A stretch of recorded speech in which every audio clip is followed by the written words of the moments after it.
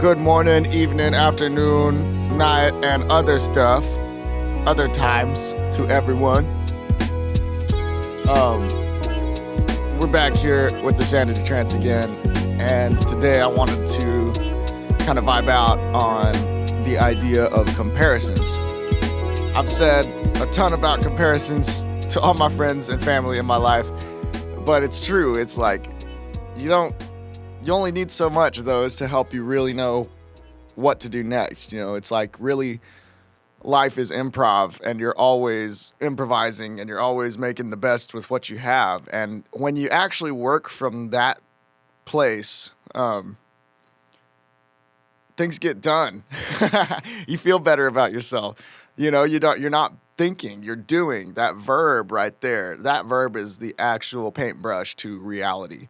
I feel like the verb, you can really see what everybody's actually praying for with their entire life. Like the way they treat everybody, what they say, how they view their own sunrises and things like that. It's like that's their expression of reality. And, if you're too busy comparing everything to everything, that's a labyrinth. And that's okay to hang out in there. You can learn a lot. It does create and destroy identities, and it does help you to really figure out where you stand in the middle of all this craziness, because there's so much going on. I've said this before too. It's like I don't blame anyone for going senile sooner for how fast technology is growing. But yeah, stay away from comparisons. They help you as a child growing up, but once you know, and once you think you know what's better, once you think you know everything, and you found one of those sweet spots in your life, really ditch comparisons. And then also be willing to keep an open mind as you continue to grow, because growth doesn't care, time doesn't care, it treats us all the same. So as long as we say whatever we want, it's not going to stop time. We can compare anything in front of time's face, and it's just going to keep ticking. So I think it's good to use as a survival mechanism and to use as a parameter creator for your life template of creativity. Whether you decide to go be an architect or even a plumber, just helping other people feel like they can actually have time to think creatively instead of from a survival instinct having to be like, we got to figure out how to get water running through this house and all those things. No one is out of the question here. It's really cool. It's just the way it all works together. So if you can stay away from comparisons, you're a lot closer to finding true peace. You really get to hang out with this silence that's just here, that we're constantly altering. There's a harmony and there's a spatial peace that exists just fine without us in the way. And the minute we enter the room, we've even changed the air resonance in the room just by our bodies trading spots physically with air. And that changes the entire harmonic structure of the room, because now not only has the mathematical harmony changed, but so has the mind creating harmony in there. There's a whole nother instrument involved, which takes it to a whole nother space.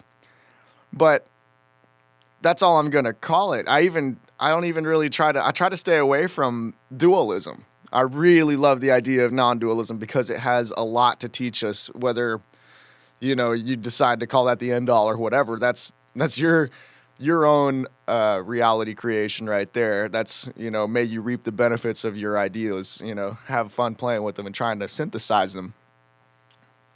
But mostly that's all I've really found myself in, as a state of constant, super slow, very beautiful peace, kind of like the way you would feel just staring, looking at the planet from far, far away, or even just looking at your own house from an airplane view in the sky. It just seems like, how can we have a single problem at all? But if you think that slowly, and that clearly about the core of your energy and where it's coming from, that electrical current is much easier to maintain if you can keep your mental path simple without comparisons, because you don't know what the other people are going through. You don't know where they come from, and you do not know where they are going, and that is none of your business. Not even what they think. You could even push it so far as to say even what you're thinking yourself isn't even your own business, because what's happening through your head. Thoughts are passing, but they are not you, So if you identify with those, cool. But after a certain point, you can really figure out if this is working for you or not. And then that's where comparisons help to maintain your peace, because you'll get to know the difference between what you want and what you don't.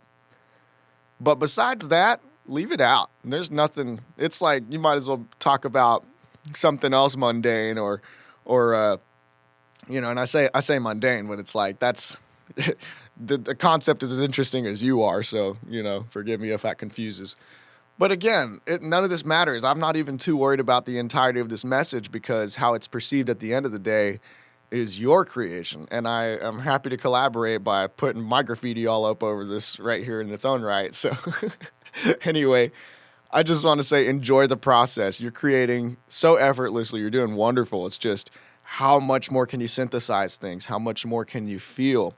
We're told at a basic level we have 5 senses, but there's more. They all balance together and make another sense that depends on the unity of multiple senses, which means you can stretch this pretty far. I don't know why you can't really try to let the color blue tell you something about more than the way it looks. Maybe you can run down a cool little rabbit hole the way it sounds or the smell of it. It's ridiculous games of what they call synesthesia, but at the same time, that's a great wormhole for you, And that's pretty much all I got to say about it today. Is like y'all just have what you consider one of the best day of your lives by not labeling it, and you'd be surprised how much really matters when it comes down to you getting so attached to what you call good or bad or any of that. Even the attachment to your own perspective can get in your way. That can even be another source